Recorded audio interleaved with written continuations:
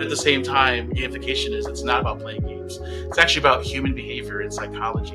People are averse to it because technology traditionally is negative because it's been used to replace people, AI or automation or things like that.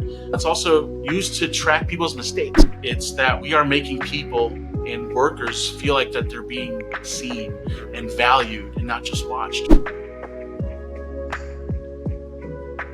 Hello, I'm Sasha Birger, the CIO of Tizbi, your partner in custom software development. And I'm the host of today's episode. It's my pleasure to introduce Manny Tejano, a veteran of the concrete industry and experienced IT leader. Manny worked for 15 years in Carolina Sunrock LLC, hired just to help out in IT and growing there to the position of IT director. Manny's motto: motivation through gamification. I love it. We will delve into the subject shortly, but first a little bit more about our guest. Manny has introduced gamification into an old and traditional industry of concrete delivery.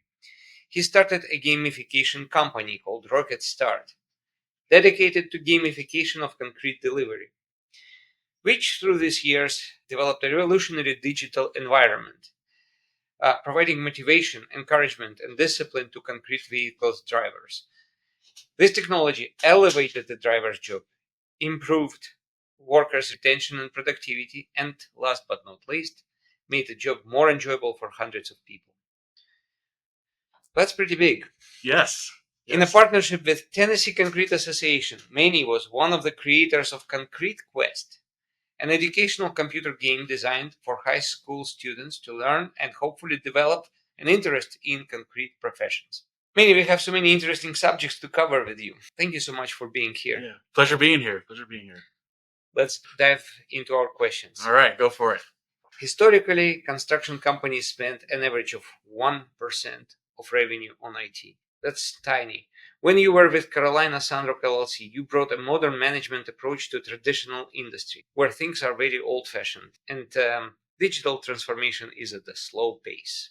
Manny, I'm sure implementing new ideas was not always easy there, right? I'll let you talk about that. Sure, absolutely. So again, thanks for having me, Sasha, and being able to talk about my journey and my project and what's going on. I had the luxury of working for Sunrock, which is a construction materials business based in Raleigh, North Carolina. Kind of what you hinted at, it was initially going to be started out as a job to help out, and it was my first job out of college. I graduated with a computer engineering degree from Villanova and was trying to figure out what to do. But I had a passion in bridging technology for particularly this industry, for people in industry where, like you just said, there's not a lot of attention, investment in technology traditionally. And you think about it, it's, concrete, for example, is the second most used substance on earth other than water, right? So with that said, they've been doing things since the Roman times and having a lot of success doing it. Even in a rock quarry business, as my father-in-law tells me, it's all about taking big rocks and making into small rocks. So you're taking these concepts, and what traditionally we talked about, not a lot of technology innovation goes into it. To me, it was a challenge, but I also looked at it as a need, as we want to be able to help digitize and transform a lot of different things. One of my initial projects, there's an article where me and my wife were actually featured on it from CDW magazine, where we had to, for our trucks, we had to deal with missing tickets. So a ticket is a proof of a sale that happened. And since the ticket would go in many different hands, get signed on the job site, we were at a point where we're about 8% or 10% missing tickets for the year. We ended up doing a digital project where we were scanning them and using barcodes to automate all that. And we had such success. I think that it was to 0.08% missing tickets. So it was a tremendous piece. And 10 times. Yes. And it was just an example of how technology could really help with some of these issues that are very common. So kind of with that, and having the luxury of working in IT, I got to learn a lot of businesses. I got to learn about processes, because if you're providing software solutions, you have to understand what it's for. And one of the biggest things in IT was sometimes people don't know what they're asking for. Right. So when I try to get into it and realize what they're asking for is and what they need, diagnose that, you learn about business. So I was very glad to be part of management and the leadership team.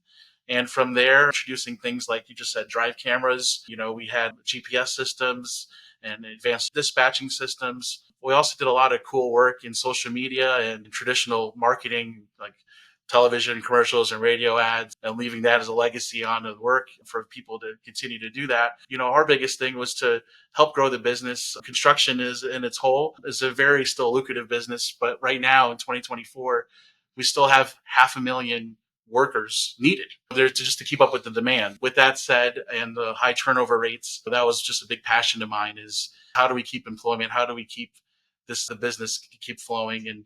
And obviously, when construction, you're doing a lot of good. You're building the communities around you. That is a very impactful thing. And also, any job involved in it is very meaningful. Those particular jobs, whether it's building hospitals or building bridges and roads, they would not be possible if it wasn't more for these blue collar workers. That was just been a big interest of mine, is to how do we get to motivate them and utilize the workforce in a positive manner. Very impressive, and this is great result. So, like, I quote 6-point margin improvement over 2 years under your leadership. That's impressive number. Yeah. Maybe you can explain how did you get it, although you partially already did. Sure. Go deeper if you can. Yeah, absolutely. So again, it's just happy to have a hand in it, but really it's all about the team. It's all about the workers, all about just helping their productivity. And the biggest thing is just to also help with, from a perspective, is make sure that they're lining them up for success. So make sure that, for example, if you're being dispatched and you're being told to come to work at a certain particular time, could be 2 a.m, could be 6 a.m, it could be in the evening. Just make sure that their time is useful for not just the company, but for them, that they're doing some work that's meaningful. So we just do things really just from using technology, but also just getting back to basics in a lot of ways. A lot of mistakes that people have in the industry, and I make a lot of mistakes every day and we continue to do so. But a lot of the mistakes that I've seen is that people buy technology and they think that's going to just solve everything. And out of the box, it's going to fix this. And because of that, they're going to shape their business around the technology sometimes. And my biggest thing is, how do we use technology and shape it to your business and what you want to achieve? So that has been some of the challenges. But I would say that, with helping with the employment, helping with morale, helping with, like we talked about here, putting something like a camera system might sound very Big brother. Yes.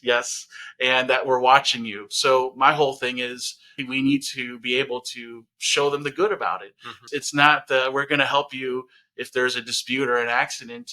Prove that, you've been doing the right thing and this is here for you. Also, we can learn. So even if we make mistakes, that's fine. But now we have examples where we can learn from them so we don't make them again, or we can be better. So those are things that we were very happy to push through. Glad we had a workforce that was very receptive, wanting to be able to do better and improve for the betterment of the job site, the community, everybody involved. Yeah, so that's very encouraging. Yeah. Well, thank you for sharing that part. So let's talk about gamification a little more. So it's like people don't always understand gamification, right? Mm-hmm. They have hard time differentiating computer games from gamification. But isn't this not about making the boring job more exciting, giving additional bonuses, additional motivation? Maybe I will see if expert in gamification can explain to us and to other people what's a concept. Yeah, absolutely. Gamification is a terminology that is, like you just said, it's been putting around a lot. The one thing I like to say about gamification, though, is it's not about playing games. So, and this is someone coming from a gamer. So I actually started the video game with my friends. We started at the video game club in college. So we've been gamers for a long time, and it's been our nature. Very proud of our culture of games, and that's just who we are, and this is who I am, right? But at the same time, gamification it's not about playing games. It's actually about human behavior and psychology.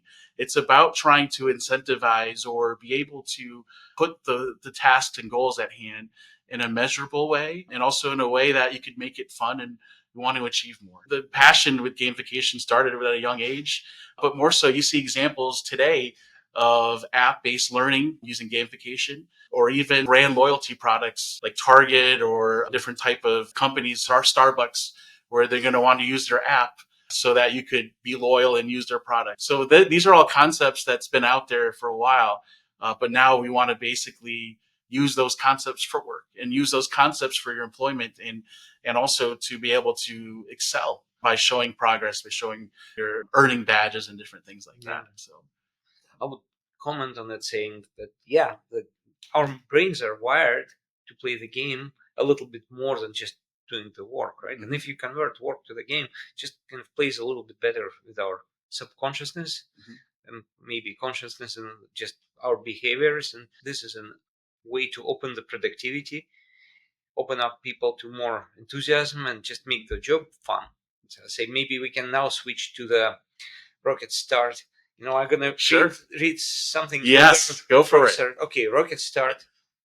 It's a company Manny has created. Like last 4 years, he was pushing very hard the Rocket Start. Rocket Start can help. We track all of the daily contributions from your workforce, allow you to set goals and assign badges for when they achieve those goals.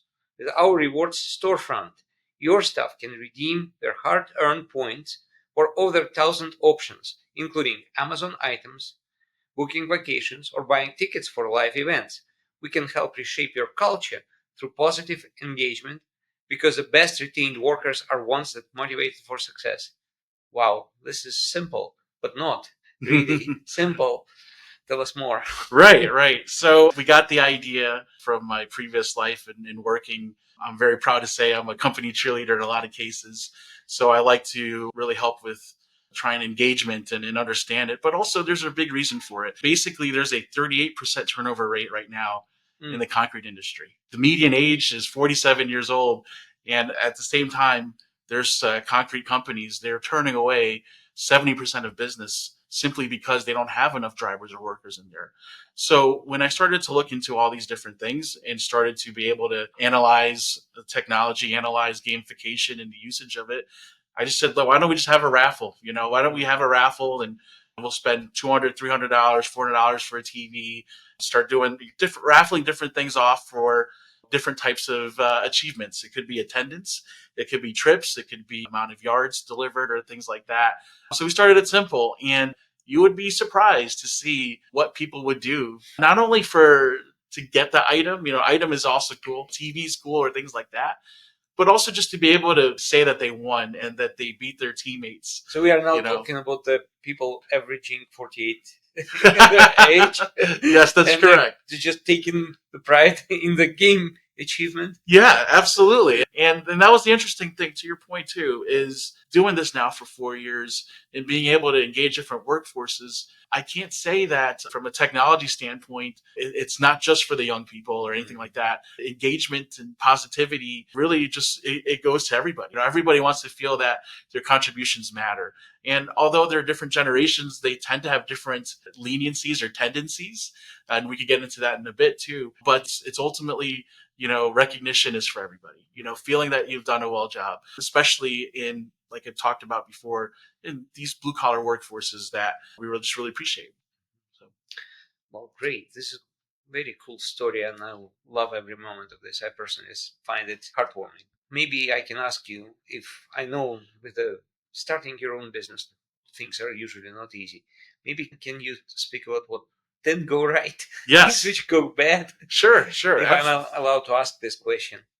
Yeah, absolutely. Things will still continue to go bad and things are still going to happen. But some of the biggest things that I've learned, especially for people that are starting out or having their own business or had an idea and wanted to start their own business, is it's a very different world out there when you're building a concept and you're being able to want to influence industry. So that was a very big challenge. We talked about earlier about construction and a lot of these blue collar workforces. It could be also transportation or other trade services or things like that. There's not a lot of adoption of new ideas that happens very quickly. It's going to take some time. Although the concept of gamification to all of our children and their children even, it's very common, and it's there to get that out. It's still very tedious. It get very tedious at times as well. Obviously, we have the passion, and our team is dedicated to not only educate but also to have the results that's proven with that. We have a great partnership with MIT's Concrete Sustainability Hub, and they're helping us as well with collecting the data from our producers and our different members and seeing it make a difference. So that's been helping, working with them and understanding what's working, what's not working. Having good partners is important. But as far as time to time and things that are happening, sitting down and having technology meetings, it could be very contentious because you might have an idea and peers might have an idea of how it works, and but ultimately it's the success is judged by the consumer, your client. Even if it doesn't make sense for us sometimes, or we have different ideas of how it works, you always keep the client in mind, and that will help lead to solutions even when you're struggling or having some hard times or back and forths. But luckily, our environment is very good. We have a great leadership team that's helping us through the technology pieces. We're just very fortunate to have partners that are kind of see the same vision that we have. And it's really, like we talked about, is built in recognition, and it's built into knowing that a company will benefit from an application where their workers are engaged. Yeah. So I think I take the liberty to guess that you're one of the skills which you are exercising quite a bit is building the consensus. So you have to kind of link the workers and link the management, link the technology people, your own partners, your marketing people, just link them into that's Yes. what company leaders do quite a bit. And I know you're so good about that. Tell me, maybe I can last think about the negative things, right? Yeah, it's okay. Promise you. Yeah, bring it on. Yeah. What was the one hardest thing on your journey to? Yeah. You talked about it a little bit. It's how do you win over the hearts and minds of people, right? Mm-hmm. And this is the reason why, in my opinion, why technology is for a certain age we talk about, or this industry, for example, people are very adverse to it. People are averse to it because technology traditionally is negative because it's been used to replace people, AI or automation or things like that. It's also used to track people's mistakes. You'll have camera systems like we talked about here, Big Brother watching, you mentioned earlier.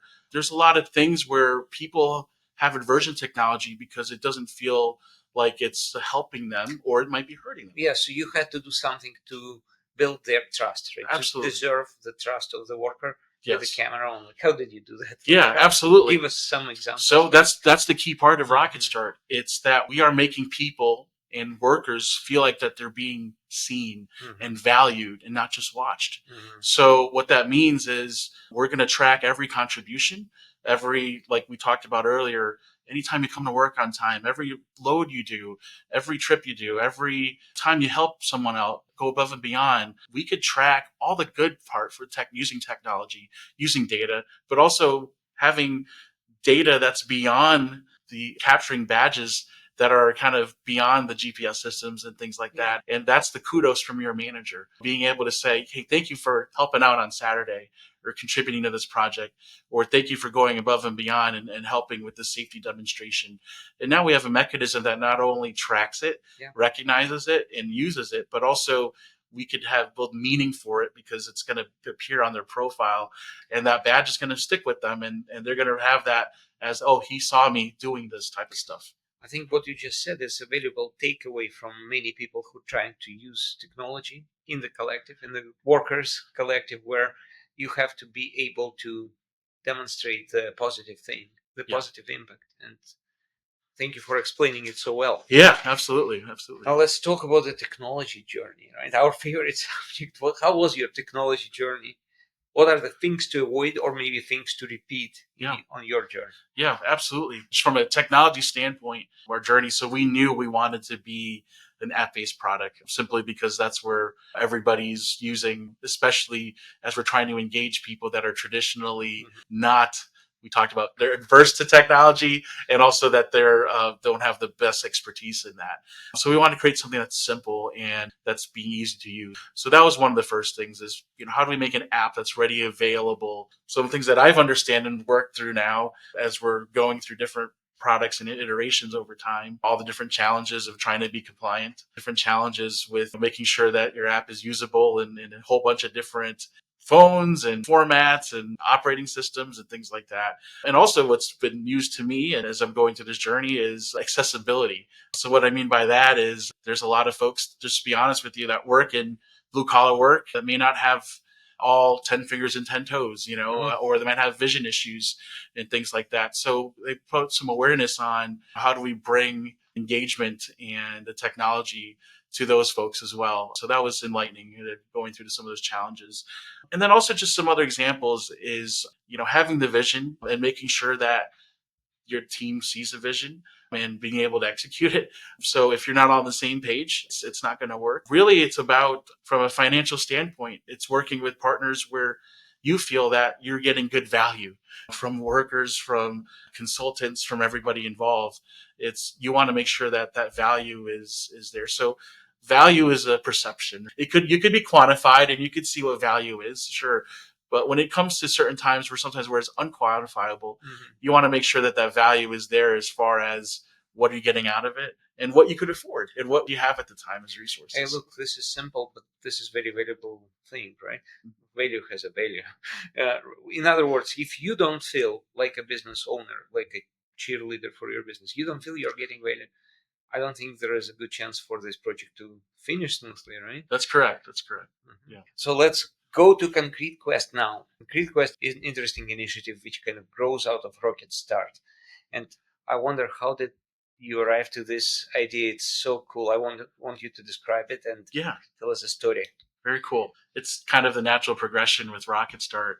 With Concrete Quest, what we were able to do is, obviously our goal is to kind of help with engagement of the younger folks. We have some data where 55% of the workforce is going to be composed of millennials and Gen Z workers. Again, as we're trying to bridge all the availabilities and jobs in concrete and blue collar industries, speaking to the next generation is kind of only a natural thing. So we had the luxury of working with Alan Sparkman and the Tennessee Concrete Association. Those folks have also just been very great to work with. But more so, we have a curriculum, an online learning system, basically, that allows students to connect, learn about concrete. So that's careers, options available, also education, sustainability, different safety topics or things like that. We have 4 levels and probably even going to be even more where students could dive in and learn all about concrete. Also, their progress is going to be gamified as well. So we also implemented our app to be able to reward and recognize different students for accomplishing different types of tasks and different raffles and things like that. So we're using those same concepts in order to help engage the next generation to learn more about concrete and concrete careers. That's wonderful. I really hope that's going to take off. It's a recent initiative and we're all watching it very closely. It's so exciting. I want to see the 10,000, 100,000 young people going through the program. Yeah, so right now we just started this about a month ago. Happy to say that Concrete Quest has already been adopted in 20 different high schools, and also we have over 50 students currently on it right now. So I'm finding it's very impressive that you, as a small company owner, business builder, you are finding the channel to TCA, to people like Alan Spark. Amazing. Get everybody's excited about that project. A little bit on that part too. It's one of those things where I feel if you have the passion to do something and also the credibility and ability to do it, it's very helpful that people are receptive and you could work with partners like that. Again, kudos to all the different people that we're working and partnering with to make it happen. Yeah, I'm sure more interesting connections going to be built. Knowing you, you're amazing. I wouldn't be me if I wouldn't be asking you the AI and VR questions, right? I'll say, because I hope you have these plans, right? And it's not going to be even asking you if, but I'll just ask you the question when and how you're thinking about artificial intelligence, VR, augmented reality, be part of the gamification modernization. Yeah, absolutely. So I think about it often. That's some of the topic that does come across. Right now, I think that by virtue of how our system is set up, we're going to be able to want to capture events that happen where data can track it, but also events that people could track, and it's going to be personal. But I do think AI could help with, for example, we have one of our badges is keeping your workspace clean or a clean truck or things like that. And that's very important. Keeping a clean truck, it may sound like something that's meaningless, but it's actually very important. Keep in mind, these trucks are... Not when you follow this truck on the highway. Absolutely. And that truck, that's that image of that company and that brand, that industry. True. You know, so that's their moving billboard. So we want to make sure that's the best representation of the company, of themselves. So we want to make sure that that's there. I've already talked about where we could have AI be able to determine if there's dirty. Yep, that's correct. Cleanliness and things like that. So there's also just a lot of different ways where we could collect data and having AI help us collect that data.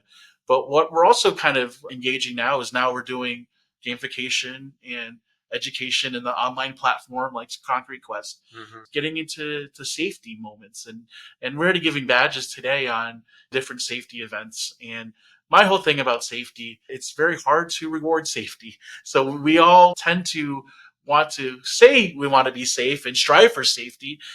In a lot of cases, it's hard to do that. So most traditional programs or companies, a safety bonus is basically a don't screw up bonus, and here's something for not screwing up. So what happens if that does happen or people make mistakes? Does that mean they're going to lose their bonus for the quarter, for the year? What incentivizations do they have to continue, right? Yeah. So kind of with all that said is we look at safety as a daily thing, and we could badge it as a daily, weekly, monthly, yearly thing. Being able to now use training, and another good friend of mine who started a company called Alter XR. His name is Scott Thomas. So I'm not going to take his thunder, but what he's doing right now with his technology and using VR, AR technology to train the workers, it's tremendous. So what I mean by that is learning about maybe things that you might see in the job site or things that appear on a VHS video about job safety or this or that. Now actually immersing yourself in that and learning, okay, these are the things I should do. This is what a ride along looks like. Here's what happens if I leave my fingers on the shoe. Pay attention. When you have that AR experience, the retention level and because it's almost like you're experiencing it. So it's a lot more than just watching a video or reading it on a piece of paper. You're experiencing these events. Oh, yeah, so sure. Seeing already the early results on what AR and VR can do with training has been tremendous. And I'm only just eager to see what other technology might flow from that, and also what other things that can we gamify from those things too. So, great answer. Yeah. Right. So it's been wonderful. I want to just maybe ask you one question. Sure. Closing the conversation. Assuming that there are young technology entrepreneurs listening and maybe getting ready to their own journey, do you have any advice? Yeah, absolutely. So anyone out there just wanting to passionate of the idea to do something on their own, it can be very scary. It can be a very bumpy journey, but more so, we're a result and a product ourselves by the people that we surround ourselves with and who we work with. So make sure that you have a good foundation and good partners and a good team. The best ideas in the world sometimes just never go anywhere simply because they're not set up to succeed or they don't have the pieces in place to do so. My biggest advice is make sure you pick your partners and technology consultants or trusted advisors, whatever they are. Choose them wisely and make sure that they see your vision and have confidence in your vision that, is it something that's going to help the world? Is it something that's going to help your community? Is it something that people want, people need? But if you answer all those questions and you have good partners and people in place, then you have a chance to succeed. Perfect. Right. Well, thanks for that. And I, once again, really appreciate your time and your wisdom. I wish you great success with Rocket Start and Concrete Quest and many other ideas you will have. Awesome. And I hope you will come again to the podcast and share more stories. Absolutely. I'd love to. Thank you. Thank you so much.